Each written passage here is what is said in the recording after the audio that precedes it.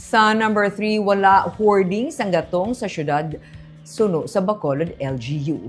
May mga ginpadangat nga concern sa syudad nga nag-alagar may hoarding sang produkto petrolyo pero wala sang verified cases sang hoarding. Ini ang assessment sa Fuel Price Monitoring Team sa unang nga adlaw nga naglibot sila sa mga gasolinahan sa syudad. Kinsiling ni Attorney Marty Go, Secretary to the Mayor, nga may mga na-report lang sa ila nga may mga konsumidor nga nagabit-bit sang drums kag dalago nga containers kung magbakal sila sang gatong.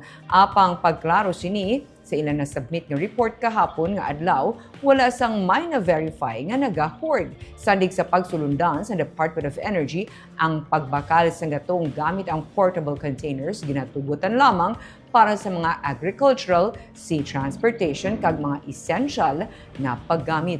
Ang nagabakal gamit ang mga dalago nga containers ang dapat may ipakita nga proof sang iya operational requirement kangay sang purchase order kag business permit agud masiguro nga lehitimo ang ila pagbakal. Dugang ni Go, compliant man sa price range ang halos tanan nga mga gasolinahan sa syudad nga ila nakadtuan kahapon nga adlaw.